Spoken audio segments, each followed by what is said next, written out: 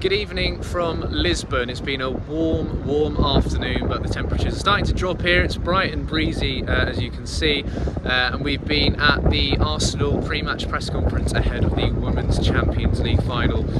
Treated today two players in the form of Alessia Russo and Kim Little, as well as head coach Renée Slegers. Izzy, you sent some nerves in the room, which maybe isn't good news for Arsenal fans.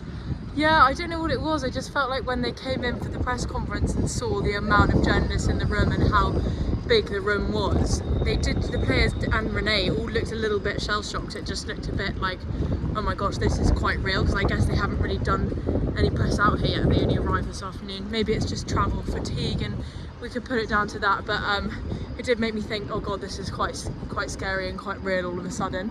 But they spoke a lot about the belief that they've got within the squad and how they're trying to not let the media narrative of being the underdogs kind of get to them within the team, and internally they're trying to remember how good of a football team they are and stuff, so that was good to hear. But yeah, I did sense some nerves for sure. There almost weren't many questions about Barcelona, because I think everyone knows to beat Barcelona you have to be exceptional. You know, you're not going to turn up there and say, if we do this and this right and we get these tactics right, we'll turn Barcelona over. It was quite interesting. It was almost a celebration of getting to the final. I imagine Barcelona's was quite different. Yeah, obviously we didn't go to the Barcelona one, but there was a lot of talk about how incredible the semi-final in Lyon was and how much of an achievement it is to be here and how proud they are to be in the final rather than kind of focusing on winning. But, I mean, that just plays into this narrative that the media have got of Arsenal being the underdogs, but as we said on the podcast earlier this week, that could be a good thing, nothing to lose, leave it all on the pitch. So yeah, we'll see, but I think they seem in good enough spirits going into tomorrow, and let's hope that the nerves don't get any better of them. Yeah, nice reflections as well from Kim Little and Alessia Russo. They had some of the players who won, as it was, the UEFA European Cup in 2007. If you haven't already, Adam Salter's done a quite incredible 6-part piece detailing all about how Arsenal won that competition, so do go and have a look at that on the Gooner fanzine. We've got reaction from the press conference as well, and yeah, just a bit mellow, I think is how I'd say it. I mean, Arsenal are never going to be overconfident in there, but there weren't many sort of smiles and jokes until for some reason somebody asked Alessia Russo if she knew about the trophy being stolen, and it was returned earlier this week, and Russo had no idea, said that they hadn't had time to check that sort of thing, and the UEFA representative quickly said, you will see the trophy tomorrow, to quash any fears. Arsenal will be hoping they can see it. What do you think the mood will be like amongst the fans? Because we talked about it on the podcast, there's definitely a happy to be here mood, but come 5 p.m. tomorrow when you hear the anthem, how are the Arsenal fans going to be feeling? I hope as loud as ever and as passionate as ever and as good at driving the team on as they have been all season and for many seasons before.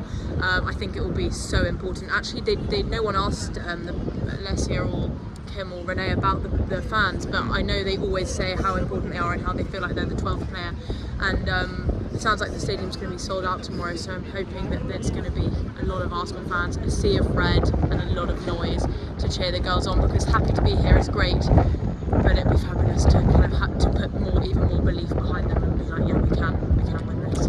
Yeah, we're certainly happy to be here in Lisbon, a wonderful city. I've not had the chance to see much of it yet. You've raced here from the airport. We can literally see across to our left, sort of the planes landing. It's like Lyon. It's one of those stadiums very close to the airport, one of those modern grounds. There's a Lidl, a Burger King in there behind us. I don't know how open they'll be tomorrow, but as you say, not a single ticket remaining. And like you say, a shout out to those Arsenal fans. I mean, I was in the queue at Porto Airport for an hour 10 earlier. They've been going all over the place to try and find ways of getting here.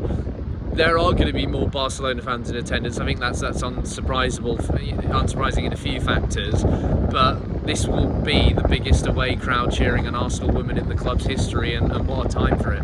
Yeah, it's really, really exciting, and I mean, I think we're both also very happy to be here. There's a really good vibe, and I'm hoping that it'll be even better when this kind of concourse is full of fans tomorrow. Can't wait to see it, and I just can't wait to see what Arsenal have prepared, and the fans and everything, and let's hope that we can see it over the line. Yeah, well, if you're out and about in Lisbon, enjoy yourselves tonight, maybe to see a bit of the city. Tomorrow morning we'll be at the ground mid-afternoon, ready for all of the usual Gooner fanzine coverage. The next time you see us, goodness knows what smiles will be on our faces or how we'll be feeling. But as I say, if you're out here, if you're watching at home, if you're going to the Emirates, then enjoy yourselves, and we'll be back here tomorrow evening. Come on, you Gunners.